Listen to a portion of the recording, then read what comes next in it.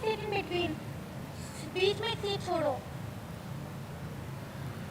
All are requested to please leave a seat in between.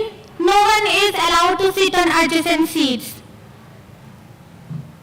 ये उधर भी please आप बीच में एक सीट छोड़ दीजिए.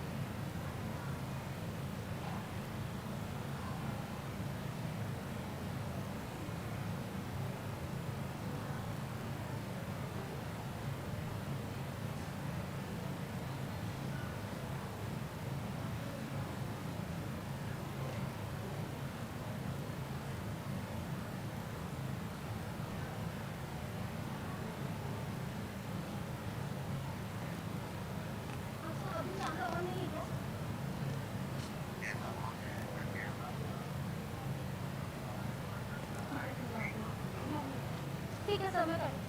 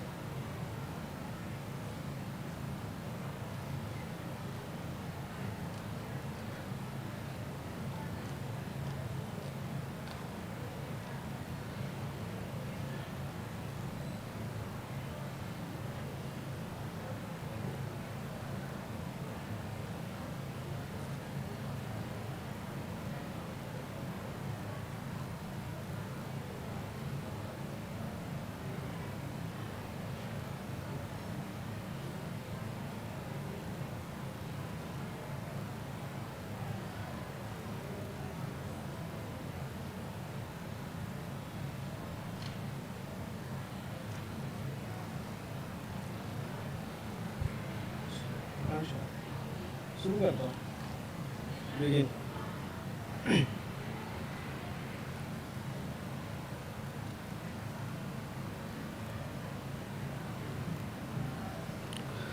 A very warm greeting to everyone present here, esteemed dignitaries, professors, colleagues, students, and all those who have joined us online via YouTube. I, Pankaj Sahani, Academic Society Advisor, Department of Political Science, welcome you all to the lecture 4 of the International Webinar Series, first on theme Understanding South Asia, which is being organized by Department of Political Science in Pasta College for Women, University of Delhi. Today, we have with us a very renowned and esteemed speaker, Professor Varaprasad S. Dola, who will be speaking on a very relevant topic, China's increasing engagement in South Asia. Professor Varaprasad S. Dola teaches at Chinese Studies, Center for East Asian Studies, School of International Studies, Jawaharlal Nehru University, and was a former visiting professor, academic mentor to postdoctoral researchers at India-China Institute, New School, New York, and also to the Institute of Modern International Studies, School of Social Science, Tsinghua University, Beijing. He has also published a book titled as Science and Technology in Contemporary China, Integrating Policies and Progress, published by Cambridge University Press in 2015. He has also contributed numerous research articles in international and national journals and chapters in books. We welcome you, sir. It's an honor to have you here with us. Now I would request teacher in charge and convener of the webinar, Dr. Akanksha, to felicitate the speaker.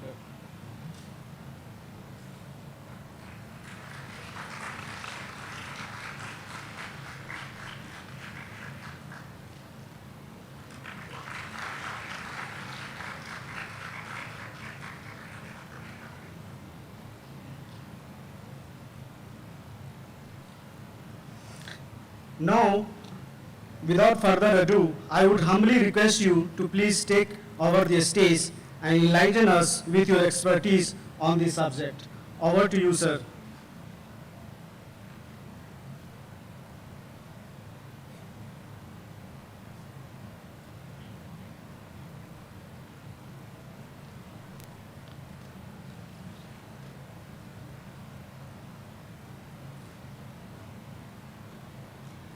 Thank you for those kind words of introduction. Can you hear me?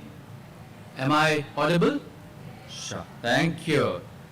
It is indeed a pleasure for me to be here after a few years. I remember being here about 4 years ago and talking about one belt and one road, which is now called the BRI. And now another important theme. Right at the outset, I must congratulate the college and the students, the faculty, and the management, as you all are going to celebrate the centenary celebrations in the next couple of years. And this, I understand, is a kind of a precursor or the beginning of that celebrations. And I think we should cherish the contribution made by the founding members of the college and the kind of excellence that has been accomplished in the last 90 plus years. And we are here right in the middle of COVID, and I understand my lecture is the first of those offline lectures, and we in JNU, we are still are online, given the kind of context that we are in. But it's excellent that we are able to meet together, person to person, and it's a sign of normalcy. And I hope we won't have a fourth wave, and we would definitely get back to our pre-COVID lifestyle of learning and debating and also working together to further and to construct the knowledge. And I went through the concept note, a few remarks before I actually begin the topic. I went through the concept note, and it's beautifully conceptualized, trying to understand and grapple with the issues that we are going through right at the last few years or so. And what I would do is to try and contribute a little bit to what the previous speakers have added to the understanding of South Asia, focusing on nation building, which is a very important process that began way back in 1947 in India and in other parts of South Asia. And the very selection of the theme today, the theme of increasing engagement of China in South Asia, in a way suggests its relevance and its significance. This is something that we all must grapple with and try and contribute our own bit to a better world, a better South Asia, and also a better Asia and the rest of the world. By way of introduction, China has been making rapid strides and deep inroads into South Asia. And the reality is compelling. And we, as Indians and as South Asians, must recognize this irrefutable process and a reality, and then strive to evolve strategies and then try and reckon with. In fact, Chinese increasing engagement in its breadth is breathtaking. In fact, it covers polity, as the department, in fact, has been teaching about, economy and society. In other words, it is all pervasive in its breadth. And what is happening, or what is unfolding or unraveling at this moment, is a kind of a partnership for development is touted as a pathway for this process. But the question that we need to ask is, what is the reality of this process? And is there some element of rhetoric? And in fact, the Chinese government has been using this win-win kind of a partnership for development to consolidate its political, economic, and even cultural, particularly soft power grip on the region. This process has serious implications for South Asia, and particularly India's place within the region, and also its relations with the other members of the region. The recent developments of the economic crisis in Sri Lanka and also in Pakistan to a certain extent, in a way, give us some clues as to what is unfolding in front of our very own eyes. And what I would do with these brief brush strokes is to try and map some of the key contours of the Chinese inroads into the region. And that would deal with various facets of the Chinese engagement here. And secondly, I would also focus a little bit on some of the challenges for South Asia in general and India in particular, because given the kind of a preeminent position that India has had, given our own historical legacies, it is important for India to really fathom the depth and the breadth of Chinese engagement, increasing engagement in the region. And I would like to situate this phenomenon of Chinese increasing engagement in India, in South Asia, and of course, even in India, in a fourfold context. Yeah, I hope it's on the screen. This fourfold context is imperative primarily because all of these fourfold contexts have been playing an important role in the way in which China is actually trying to strengthen its foothold in the region. And therefore, though it might sound that it is slightly outside the purview of the discussion today, but I think it's very important, mainly because these fourfold contexts prepare the way for the Chinese increasing engagement here. And first and foremost is the domestic context.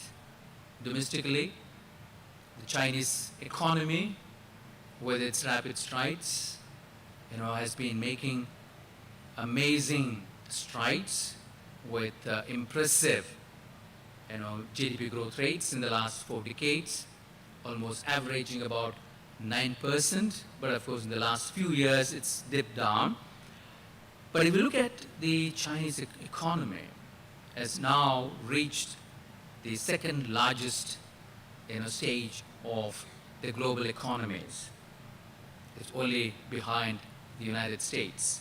And that actually speaks volumes about where China stands in the global architecture of the economy.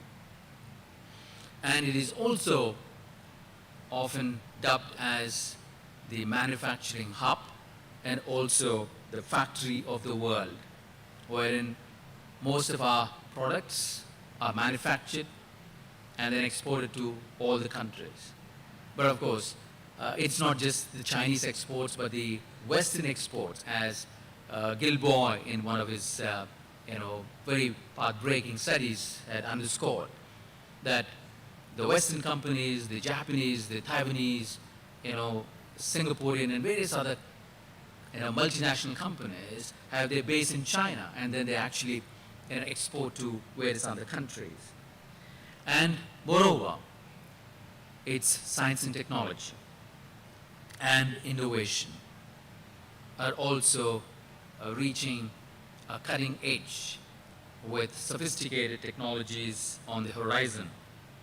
And in fact, China is also the second largest investor in gross expenditure on research and development, just behind the US. It's spending about more than $300 billion, which is about 5 to 6 times that of India. And its progress in space, artificial intelligence, nanotechnology, which is one of the key frontier sciences these days. In fact, China has been spending about $10 billion on nanotechnology and Internet of Things, robotics, you name it. China is up there right at the top. And moreover, it also set 2 interesting centenary goals, especially for the 100th anniversary of CCP in 2021, to reach moderately prosperous society with a per capita of about $11,400. But I think China couldn't succeed in reaching this.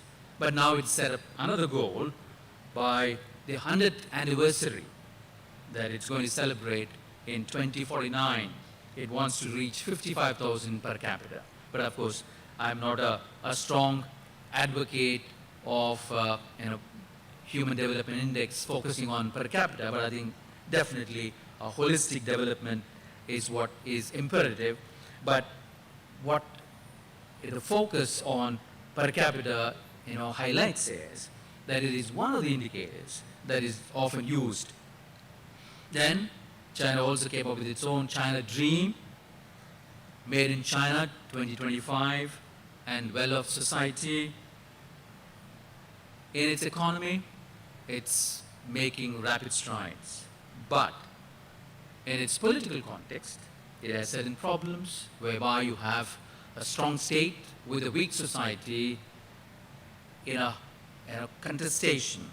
But unfortunately, the society has been, in a way, in my own interactions with some of the Chinese, especially during 2004, when I was in Beijing and Shanghai for about 9 months, I could gather the way in which society is actually completely, in a way silenced or, focused to be, preoccupied with the economy, nothing politics, nothing, the issues that are pertinent, like democracy and so on and so forth. And we've seen how some of the strong proponents of democracy have been jailed, and more recently we've also been reading about human rights violations in China, particularly in Xinjiang and Tibet, which quite a number of scholarly community would try to brush it under the carpet.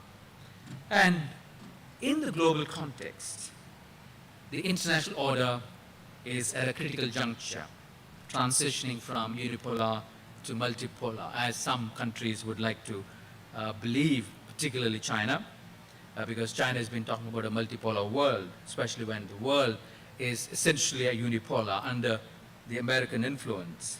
And today, what we are witnessing is a paradigm shift, whereby we are actually seeing the emergence of two blocks of democracies and autocracies, whereby the authoritarian regimes are trying to make sure that the democracies are, in a way, pushed to the margins. And then you also have wolf warrior diplomacy, whereby the Chinese sometimes use all kinds of mechanisms to get their national interests accepted by the other countries. And as Graham Allison, in a very interesting book recently, said, there is always going to be a kind of a conflict between the reigning superpower, and an emerging superpower. And he raised an important question, saying, can US and China escape Thucydides' trap, whereby whether these two countries would actually go to war at some point of time. And we are also right under the shadows of the Russian invasion of Ukraine, while some countries don't like to call it as invasion, but it is invasion. We must speak the truth to the past be. And in terms of the regional context, that actually makes the way for Chinese increasing engagement in South Asia. We have had common historical heritage, at least for some of these South Asian countries.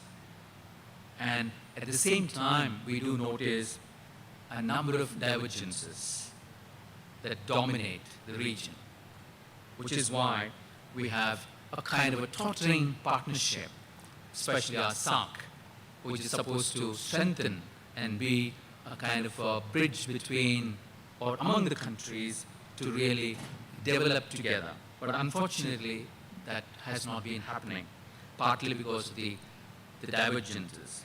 But at the same time, we also must keep in mind some of the external forces could be actually playing a role in the way in which the divergences are actually setting the South Asian countries apart.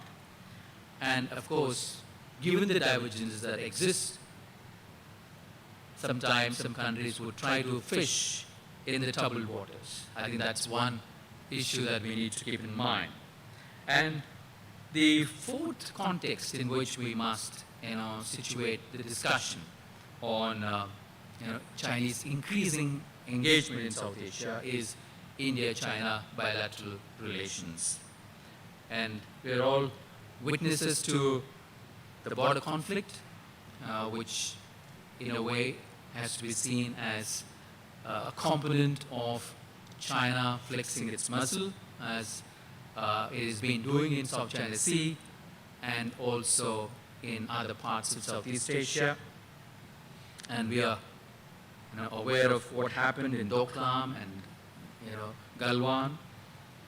And these are actually some of the signals that we must factor into our analysis of Chinese increasing engagement.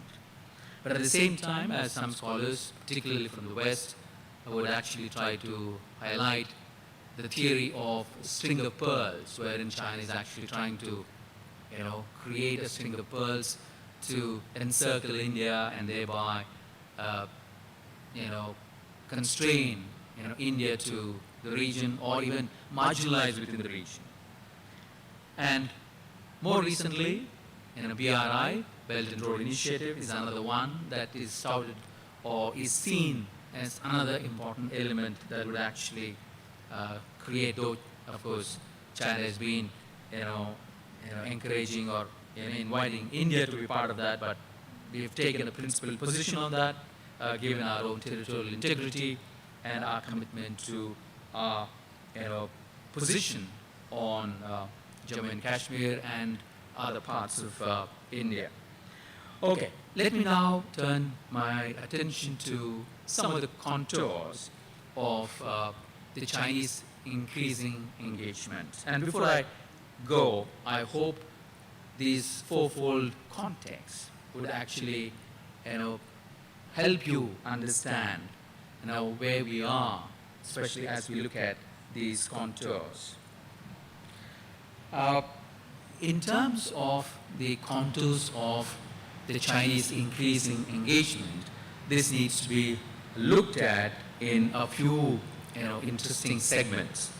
The first segment pertains to political contours, whereby China has been adopting a multi-pronged strategy whereby you have a number of institutions, be they political, economic, cultural, you name it. All of those institutions are increasingly involved in strengthening China's foothold in the region. The state agencies are active, and particularly the Chinese Communist Party is also quite active, especially its United Front Working Department of the CCP.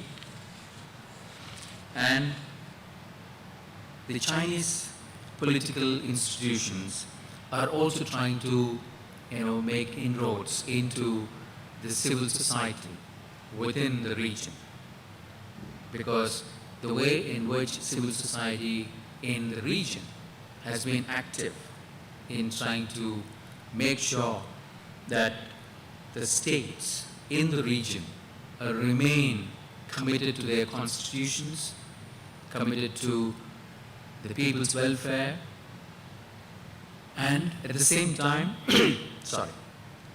we do find the Chinese multinational companies with their investments and with their various kinds of ventures are actually trying to strengthen the Chinese foothold in the region.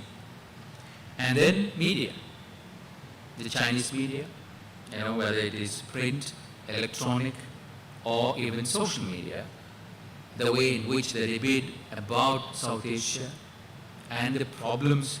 And I remember, way back, in 1990s, the late 90s when I went to China for the first time, those days, you had only negative news about India and South Asia.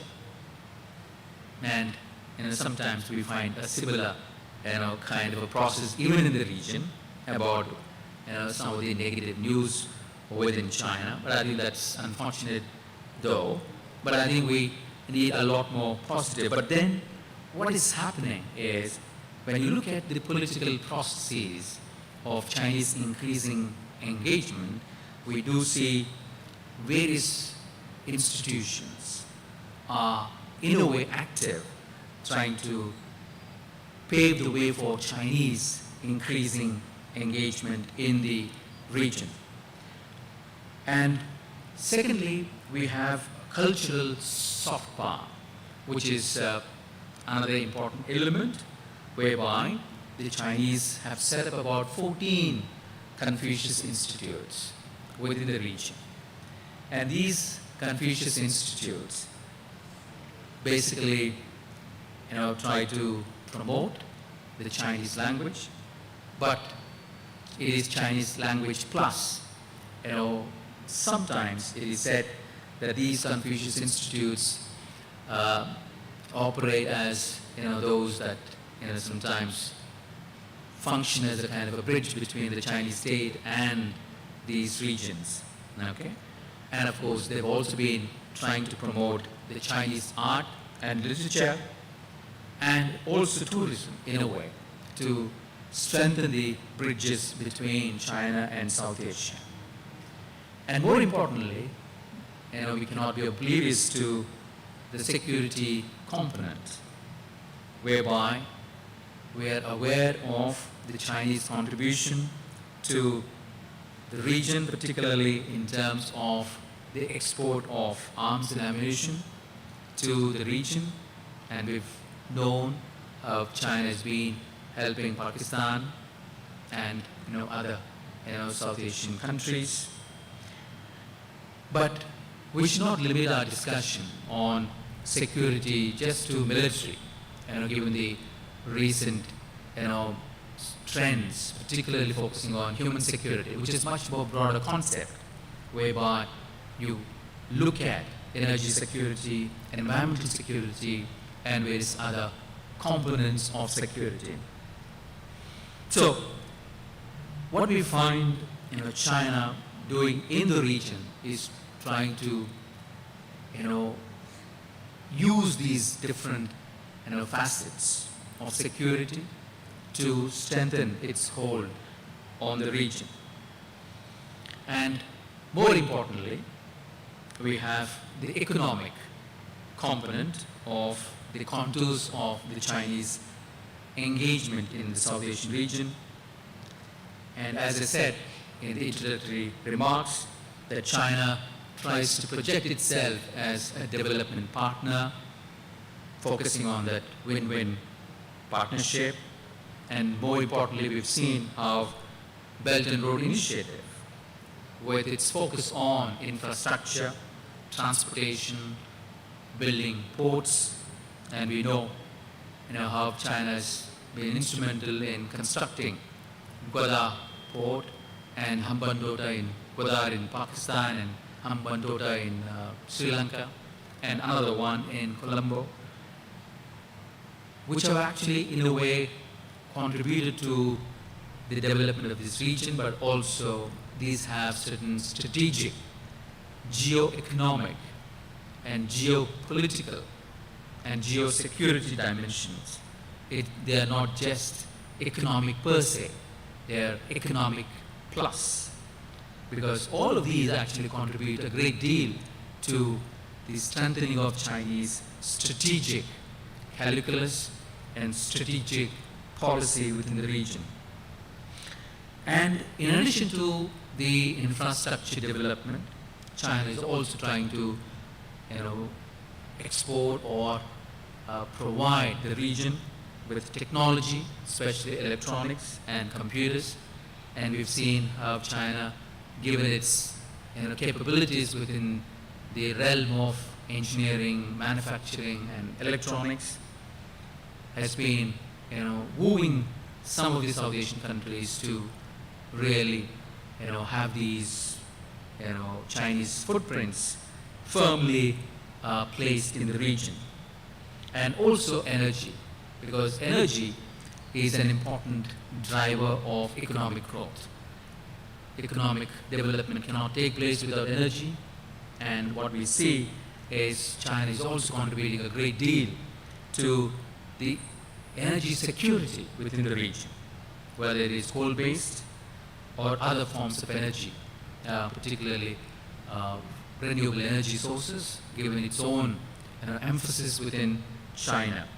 So what we see China doing in the region is about using its comparative advantage to get these countries on board. And in Pakistan, we've seen how China-Pakistan economic corridor has been used with about $60 billion investment. This all looks amazing, okay, in the short term, but one will have to wait and see, what's going to unfold in the long term. And of course, we've already begun to see some of the implications, which I will come to in a little from now. But look at this, table here. What this table underscores for us is about the increasing trade between China and India, and China and other South Asian countries.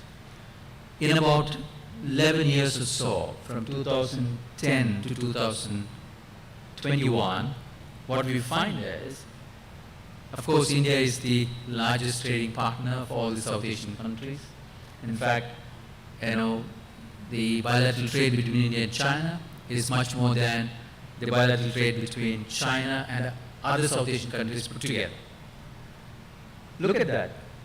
In every country, whether India, Pakistan, Sri Lanka, Afghanistan, Bangladesh, Nepal, Bhutan, and Maldives, in all these countries, in about 11 years, we see, in some cases, a five-fold increase, in some cases, doubling, in some cases, they've got a three-fold increase. In other words, what we are witnessing in front of our eyes is the Chinese increasing, trade with the region. Similarly, you find Chinese investments in the region, on a more or less the same scale. That shows the region is increasingly dependent on China. I think it is where the region must look outside the box, think outside the box to really expand its trade relations with the other countries, including the US and other countries, provided we have fair trade deals. And let me come to the challenges that we have before us. By the way, how much time do I have? Can I take another 10 minutes, 15 minutes? Is that okay? Yeah? Okay. If you look at the challenges, that we find the region facing in the context of the Chinese increasing, engagement in the region. First, I want to highlight a little bit about the challenges for the region. Then I shall try and look at the challenges for India. And most importantly, one of the major challenges, as I do understand the department has been quite focused on comparative politics, and I'm sure the faculty must have been teaching about some of these interesting dimensions of political changes in the region. One of the key elements of the increasing engagement in China, in the region, the Chinese engagement in the region, what we find is there is a danger of the export of authoritarian political culture. What we see in China is autocratic authoritarian culture, though of course China denies it, but we are aware of the dynamics of that process. And there is this imminent danger of this authoritarian culture, enveloping the region. And I think this would actually be quite dangerous for the democratic culture that we want to see being strengthened in the region. In fact, we are actually seeing some signs of some of the South Asian countries emulating this, whereby, earlier we used to, say that, we must, turn Mumbai into a Shanghai, given its Pudong and new Shanghai. But I think that kind of a vision is quite limited. What we see now is let's try and emulate China in its very subtly, but not admitting it publicly, but certainly trying to emulate China, especially in its authoritarian and autocratic culture, and that's dangerous for the region. And the second question that we must grapple with is who's actually benefiting in the whole process of Chinese increasing engagement in the region. On the surface, it looks that the region is benefiting substantially. Sometimes you have some of these amazing infrastructure development projects that are shown and demonstrated to just show the kind of contribution that the Chinese are making to the region. But to me, while the region seems to benefit in the short term, but I think in the long term, the region will suffer, given the way in which we are already seeing the signs in Sri Lanka.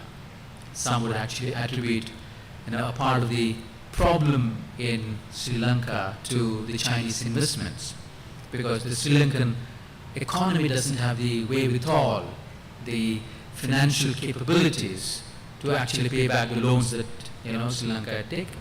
And I'll come to that in a while. What we are basically witnessing in the region is debt trap, wherein the region owes billions of dollars to the Chinese. And some would call this as a debt trap diplomacy, not just wolf warrior diplomacy, but a debt trap diplomacy, wherein China uses its diplomacy to get these countries into a kind of a debt trap and make sure that they remain firmly in their hands. And we've seen Pakistan's troubles in the recent past. We've seen the impact of some of these processes on its polity and the change of government and so on and so forth. But at the same time, we do see whenever the Chinese come to any region, they not only come with their money, but also come with their people. As a result, there is very little generation of employment in the region. And we are witnesses to some of the videos, how the Chinese sometimes tend to unleash some kind of atrocities, especially in Africa, and even in some of the South Asian countries. So therefore, this is an important element that we need to keep in mind. We've also seen some of the protests in Balochistan because of the increasing penetration of China, and we are witnessing the same phenomenon in Sri Lanka. In fact, Sri Lankan external debt to China is anywhere between 5 to 7% of its GDP. That is quite a substantial amount. And I think this is going to create more problems. And I'm glad the Indian government has been, supporting Sri Lanka with all kinds of help, which I think we must try and continue. And coming to the implications for India, or the challenges for India. And what we notice within the region is the weakening of our ties with other 7 South Asian countries as China strengthens its foothold in the region. Sometimes some scholars see it as India losing its ground within the region. In other words, every inch that China gains, India loses, according to some. I think it is here that India must step up its commitment to spice route and monsoon projects that India has been talking about to come up with our own version of BRI, whereby we invest and strengthen the bridges between India and other South Asian countries, and also with other countries in Asia. We need to really increase our investments, especially where we have a comparative advantage. Our comparative advantages in ICTs, information and communication technologies. India is often called as the software giant, and I think we must use our software to strengthen the bridges with other South Asian countries. And Indian government's outreach to some of the South Asian countries is impressive, but often it is said that India is seen as a big brother that's trying to sometimes flex its muscles within the region. But I think this is a criticism that I think we must, look at dispassionately and then make a paradigm shift to be a good friend. I'm sure in our families we have big brothers who try to, act a little dominant vis-a-vis their younger siblings. But I think we shouldn't.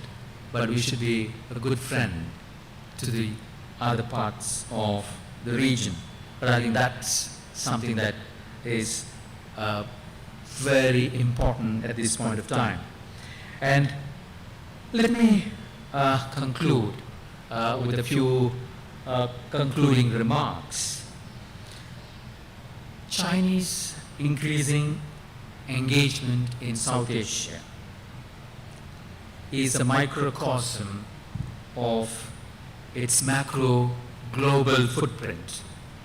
It is a microcosm of its macro global footprint that we must recognize and reckon with.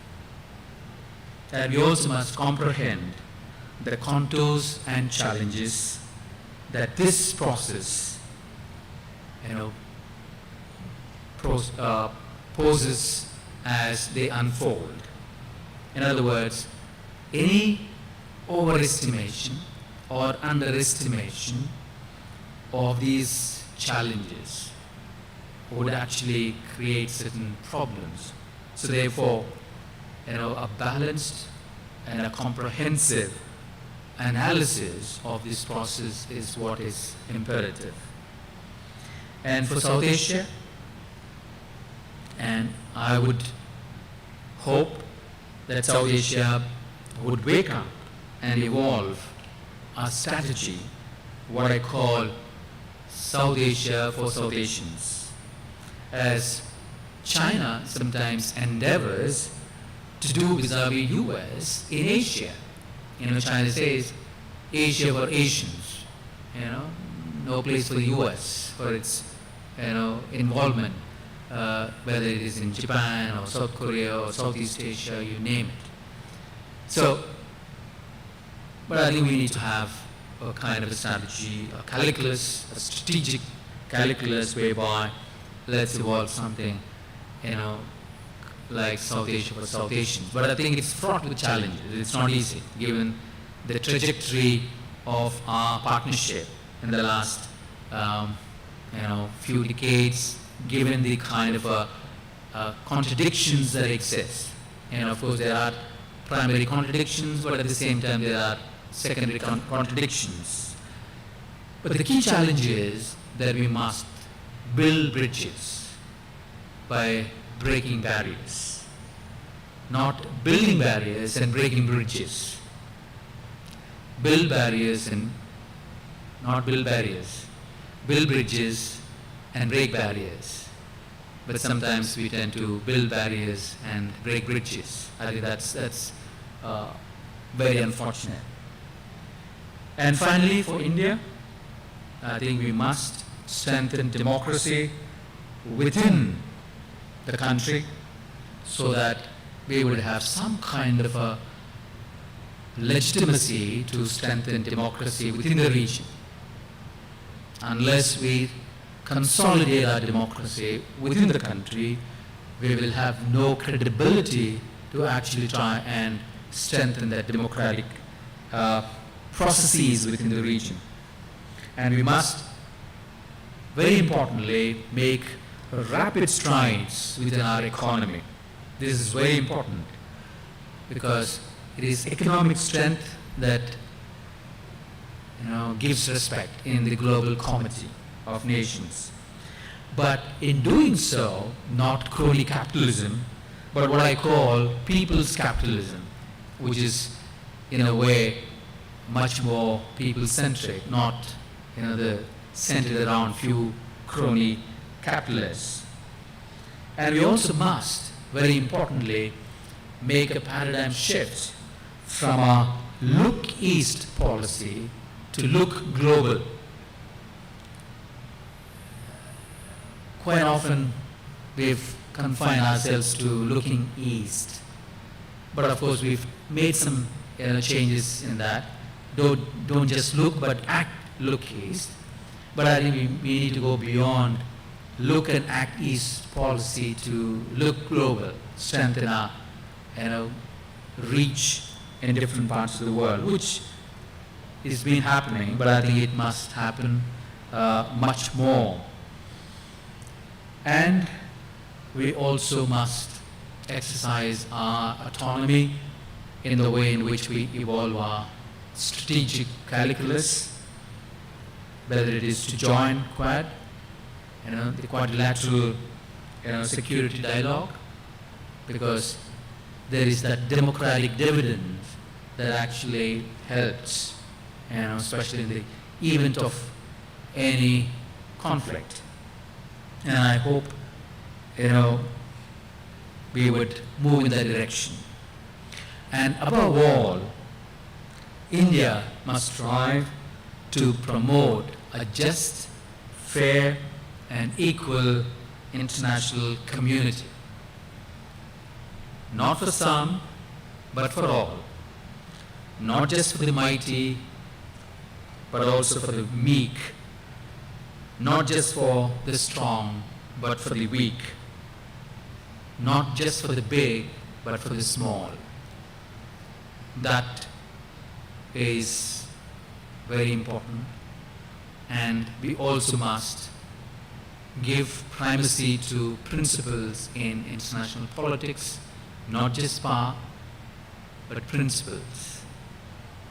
Sometimes power without principles will become arrogant, but principles with power would actually help us to be inclusive, not exclusive, to be just and fair. And my hope is that we would move in the direction. Thank you.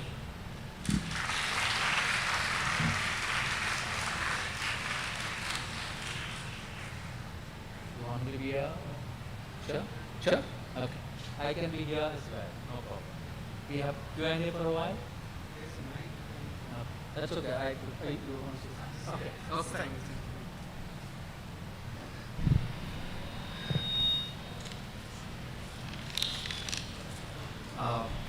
Thank you, sir, for such an interesting and thought-provoking lecture. As you have rightly mentioned about China breathtaking. This breathtaking engagement must be understood, which I think through the dialectical triangularity of India, China, and Pakistan, which you have elaborated rightly through the optics of fourfold context, that is domestic, global, regional SAARC, and India-China bilateral. There are a lot of challenges which you have also highlighted, like global climate security challenges, which could have larger impact on South Asia regions. You have also given this fact that instead of looking east, we should look global, right? So now with this, I am opening this floor for the questions sessions round. and the audience can raise their hand for any questions, and to all those who have joined us via YouTube can write their questions in their comment box.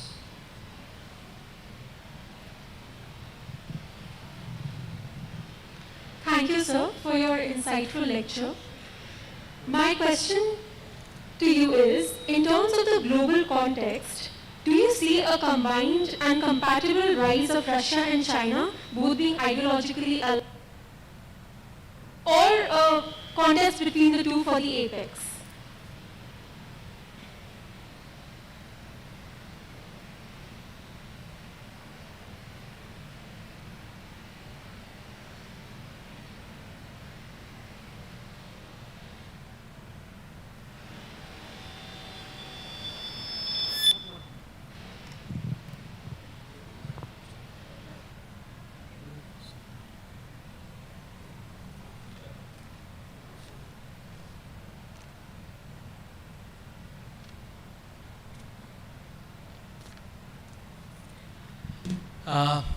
Interesting question.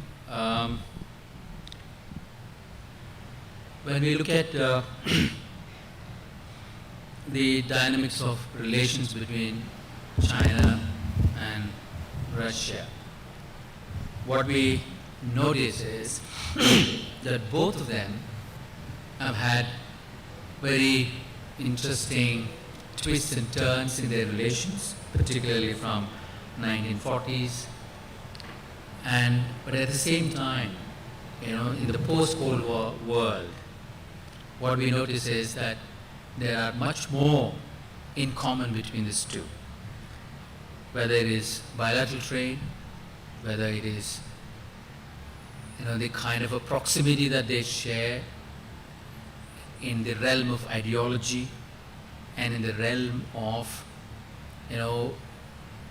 working together in the global politics. And therefore, when you look at these two countries, especially what both Putin and Xi Jinping recently advocated, that the relationship between the two countries is something that nobody can actually break. And the Western criticism of late is that China is actually subtly supporting the Russian misadventure in Ukraine. And so looking at what is happening both behind the scenes and in the public domain is that both of them are actually part of what probably one could call as a kind of a bloc that is emerging as a kind of a bloc of autocracies or authoritarian regimes. So if you look at both the leaders have actually become a kind of a permanent precedent that speaks volumes about where the two countries stand in their domestic politics and also in their relations with each other. Yeah, but I think they are working together. I think that's where I think we need to understand these dynamics quite well, and then accordingly evolve our own strategies. But at the same time, Indian government is we are close to Russia given our own trajectory of relations and our dependence on Russia, particularly for our military equipment, because we get about 50% of our arms and ammunition from Russia. I think that's where we need to diversify. That's what China did in the past when it was too dependent on USSR in the 50s, because erstwhile USSR gave about $2 billion worth of technology and training, logistics, nuclear plant blueprints, all of that in the 50s. And much of the industrial complexes that you have in China in the 60s and 70s came from Russia. And then when they had 1969 conflict, when Russia threatened China with a nuclear attack, China had no option but to look towards the US, and then thereby came up with this rapprochement. And we've seen how US from 1972 and then 78 had been contributing a great deal to the Chinese economic development through its MNCs. You've got, you know, Bill Gates, you've got, you know, Apple, you know, and all kinds of Western investment in its special economic zones and so on and so forth. So I think the key issue is how, you know, the countries, you know, sometimes change their, you know, relations given the context. But I think the key element is that, you know, we must look at our own national interests while evolving our own, you know, strategic, you know, policy. Yeah.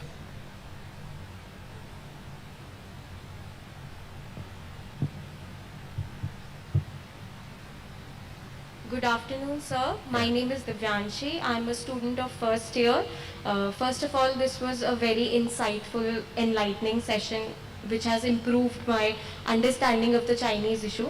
My concern was that, sir, on one hand, we've been mobilizing the idea of Atmanirbhar Bharat, and our trade with China is on an all-time high in the present scenario, if we see.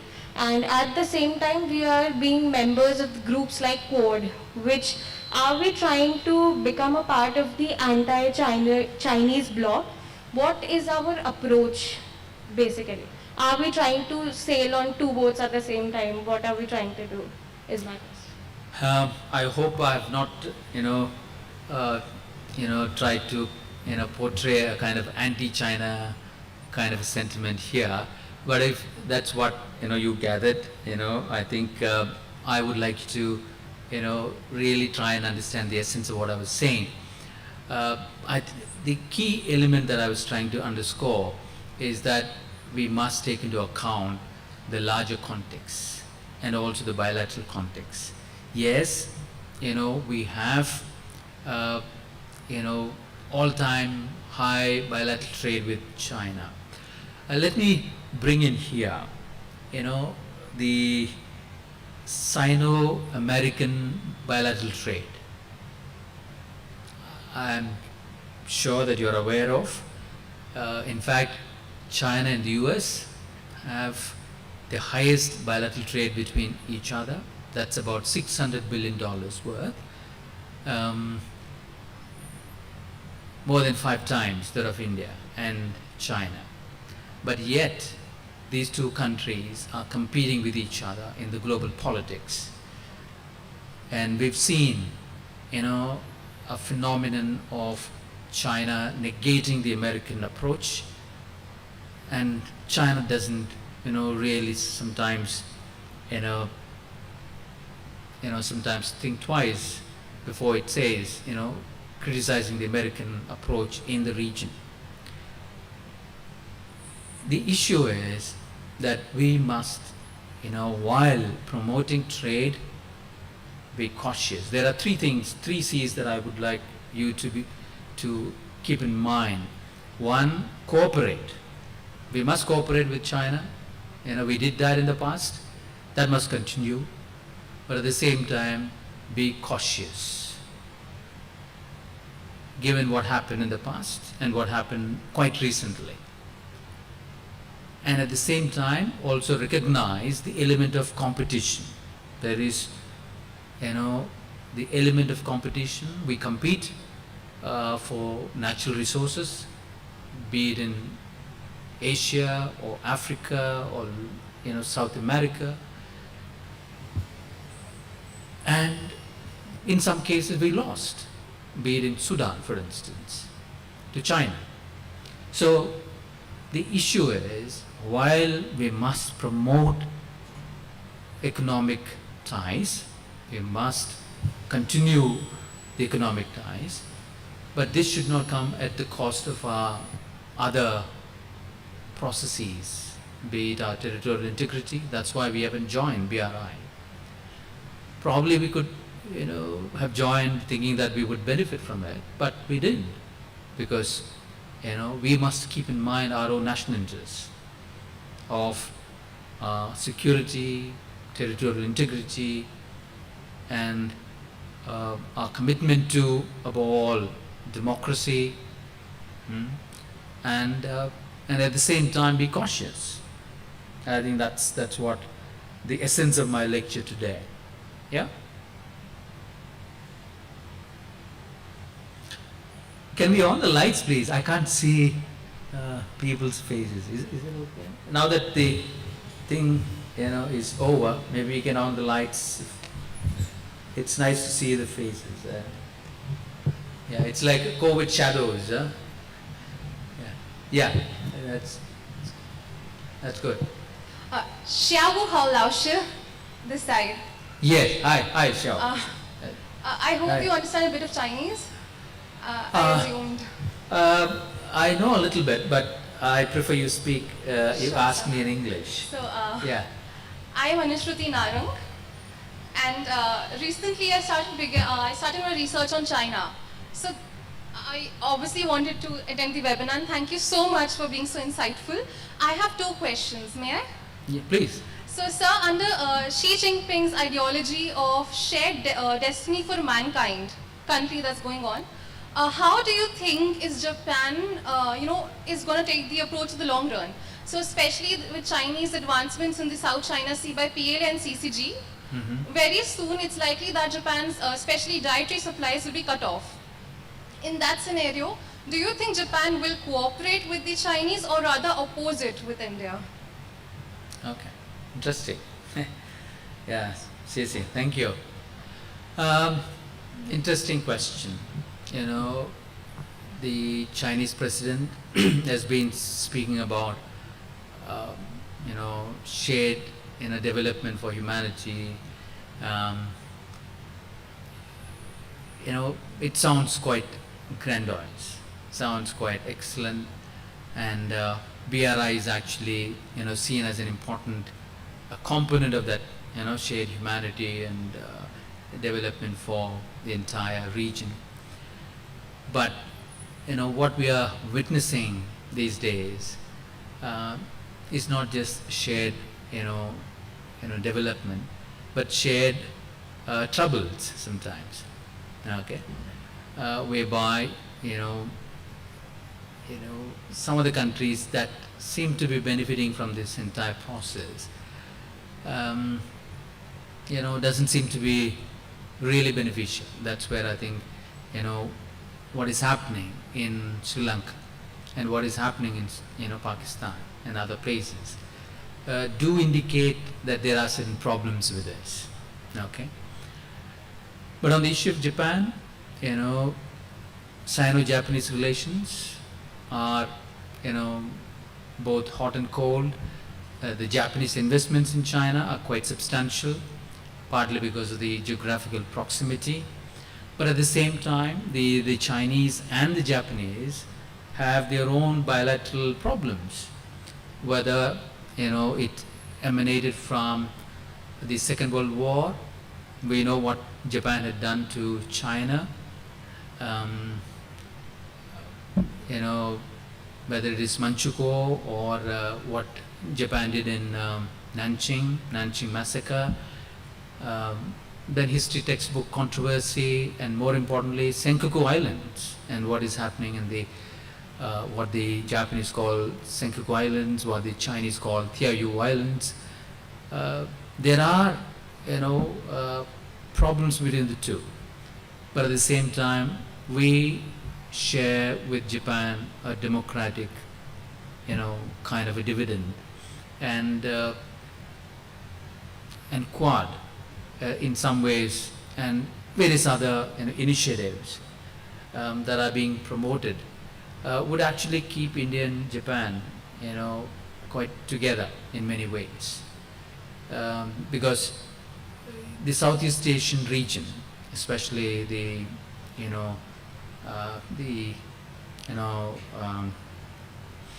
various countries within Southeast Asia, be it Malaysia, Indonesia, and Singapore, at one point of time, before 1997, they were quite, worried about Chinese rise. Though China has been saying it is a peaceful rise, but given what China has been doing in South China Sea and vis-a-vis Vietnam, I'm sure we all know what China did to Vietnam in 1979. It attacked Vietnam and got a bloody nose as Vietnam gave a befitting reply to the Chinese, like they did to in some ways to the US. But I think if you take the larger context, we need to really work together with like-minded countries so that we don't face a threat at some point. Now, I'm not saying, as some would say, of course, whether China is a real threat. I think it all depends, how the Chinese respond, and we've seen some signs of that China being a threat in Galwan and other regions, and therefore we need to be quite, concerned and take the necessary steps in terms of, strengthening our economy, our infrastructure, and so on and so forth. Yeah. Okay. Shiani. So my second question. So China is usually known as Zhongguo, which means of course Chinese region country. And then there's a recent propagation of the term Zhonghua. So that encompasses regions of Taiwan, Hong Kong, Kuala Lumpur and furthermore. So whenever Chinese intend to integrate themselves further in South Asia, do you think they will take a Zhongguo approach or a Zhonghua approach with themselves? Interesting. Now, if you look at the way China has been dealing with some of the regions that it claims to be part of China, okay, I think this issue must be located or situated in the larger historical and colonial context.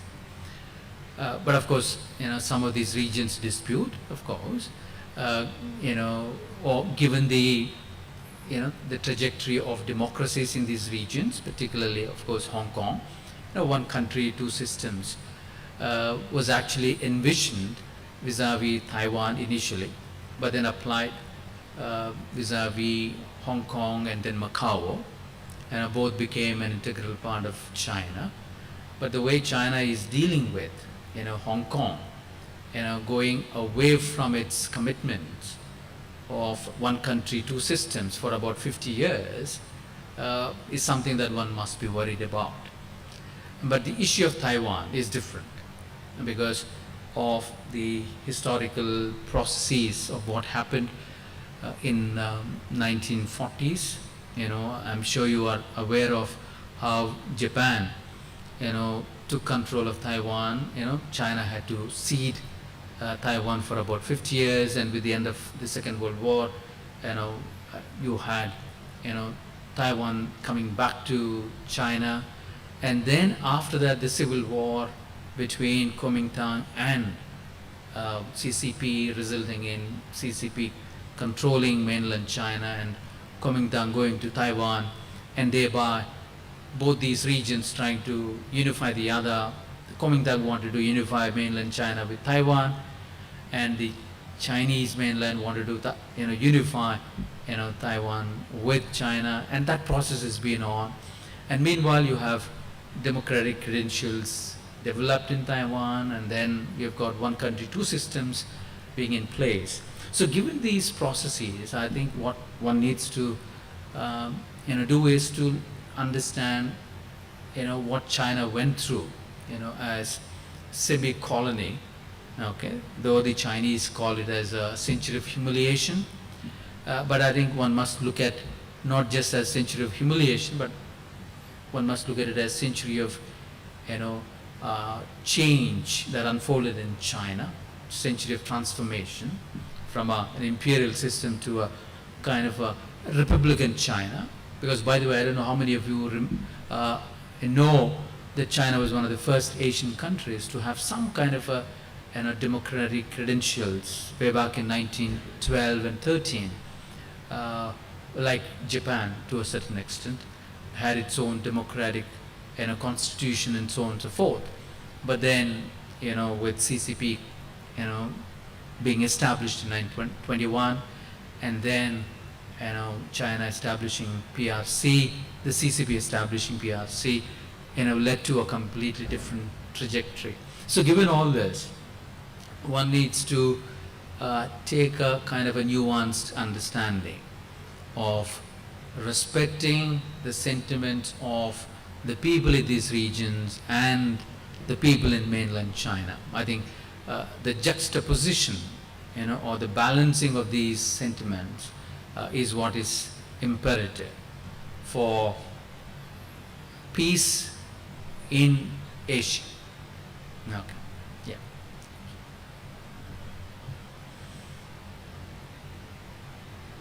Good afternoon, sir. So the Yes. event has been live streaming on YouTube also. Can it be a little louder? So the event is being live streamed on YouTube also, and we have some questions in the chat box. Our volunteer would like to read them up for you. Okay, yeah, sure.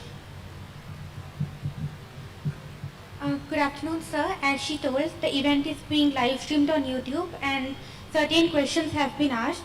So, Mr. Harshil Mehta has asked, it is commonly argued these days that the world is seeing a new Cold War between China and United States, who are trying to expand their spheres of influence all across the globe, and South Asia is no exception. The power, it is said, is constituted of structural, hard and soft. While on the former two, China is indeed a rising power. But it is believed that in soft power it lags behind. How do you see China's influence in South Asia in the light of this new Cold War and power debate? Interesting question. Thank you. Yes, the relations between China and the US definitely seem to be as a kind of a new phase, or another phase of Cold War. But there is a major difference between the Cold War between US and erstwhile USSR, which was essentially centered around ideology. But this quote-unquote Cold War between China and the US, by actually calling it as a Cold War between China and the US, we are actually recognizing or accepting China as a superpower. But I think I don't want to really recognize China as a superpower. It is a great power, but not like the US with its amazing reach across the world. But China is on the road to become a kind of a superpower. It's trying its best. That's why BRI has to be seen as an important component. But in fact, in one of the discussions that I've had with some scholars in Shanghai years ago, about 10 years or so, they said, in fact, it was said in one of the discussions, one of them said, though it, what I'm going to say sounds a little outside the purview, but then it's important. One of them said, India's ocean is not Indian Ocean. Then immediately I said, South China is not China's sea. Okay. But I think the key issue is here. And in that point, they said, China's concern is not about India. China's concern is more about US. They want to really make sure that they would emerge as a countervailing force to the US. Yes, China, has its, eyes on that. Okay. But if China, really reaches that, position, and my sense is that's going to be dangerous for the global community, because, of course, China has been trying to do that with its Beijing Consensus and now BRI and all of that, and so therefore, given this, there are certain dangers of this phenomenon. And so therefore one needs to really grapple with these issues and try and understand for what they are, and evolve our strategies that would at least minimize the dangers that emanate from this, okay, and make sure that we have maybe a lot more peaceful global community. Yeah. Thank you so much, sir. There is another question on YouTube with which we would like to conclude this Q&A round. So Ms. Shanti Thakur asks, India has recently taken steps to ban Chinese apps, and there are official and unofficial campaigns calling for boycott of Chinese goods. Are these mere rhetorics or have any real impact? And how will India's dependence on China impact her in the long term? Okay, another interesting question. Yeah.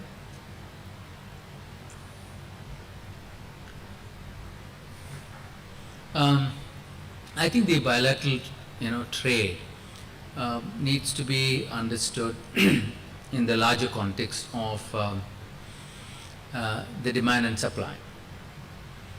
What we notice is that despite the fact that the Indian government banned some of these, apps and websites, and put some kind of restrictions on some of these,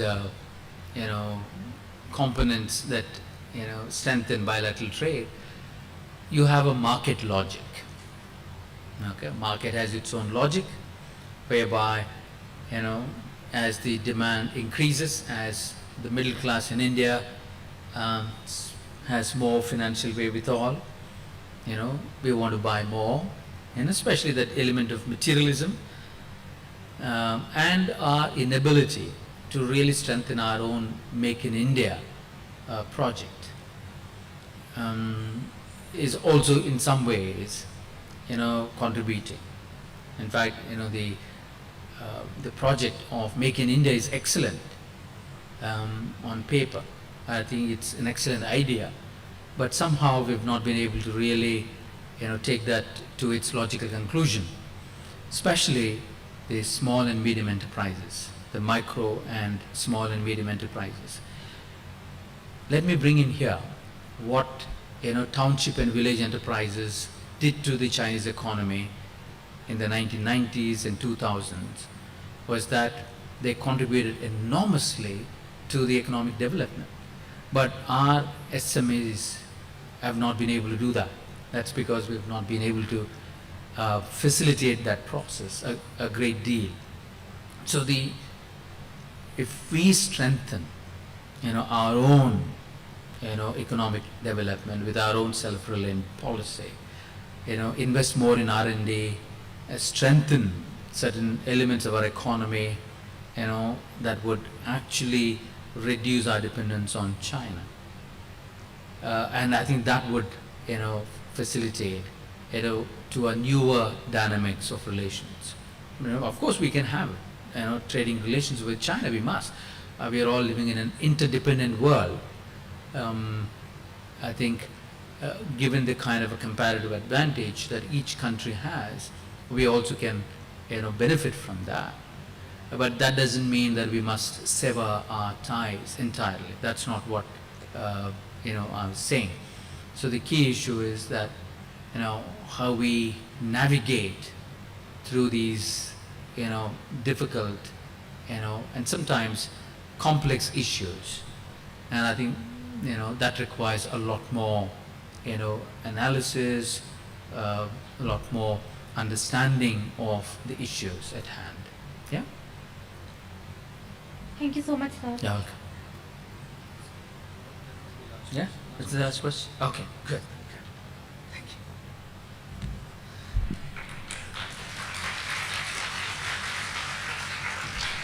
you. Thank you once again, sir. Due to the paucity of time, we could not take further questions. To all those, now I would request Dr. Nikhil Jain, Academic Society Advisor, to propose a formal vote of thanks.